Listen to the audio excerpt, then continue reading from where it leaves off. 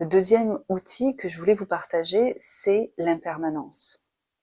Et voir comment on peut, grâce à l'impermanence, se libérer et arrêter de se percevoir comme une victime. Parce que cette perception, elle nous rend prisonniers. Tant qu'on se perçoit comme la victime de la souffrance que l'on a subie, que l'on a vécue, c'est nous-mêmes qui allons nous limiter.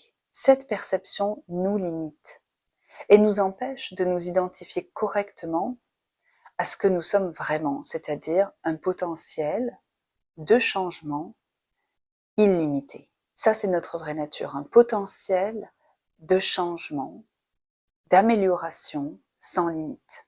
Alors, un exercice que personnellement je trouve vraiment utile, ce serait si vous arrivez à retrouver une photo de vous enfant.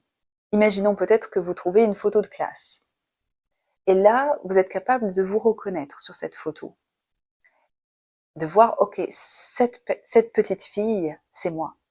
C'était la personne que j'étais, cette petite fille ou ce petit garçon sur la photo. Lorsque vous contemplez, prenez le temps de regarder une photo de vous enfant, c'est tellement clair à ce moment-là, quand on voit le corps de cet enfant, de reconnaître facilement que l'on n'est plus du tout, par exemple, ce corps-là, on n'a plus du tout ce corps d'enfant aujourd'hui. Chaque cellule de ce corps s'est renouvelée. Et aujourd'hui, c'est un corps complètement différent. Chaque cellule de ce corps est différente.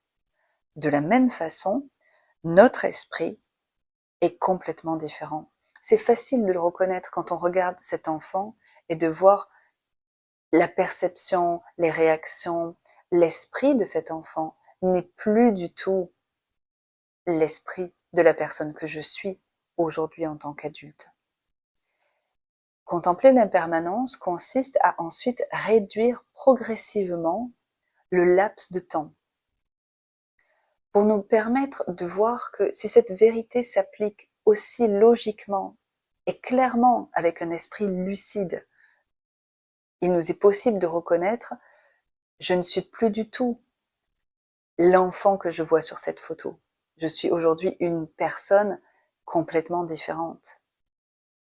Alors on peut appliquer cette même vérité à un laps de temps plus court. On peut déjà reconnaître et contempler la personne que vous étiez il y a 20 ans. Et reconnaître, aujourd'hui, je ne suis plus la personne que j'étais il y a 20 ans.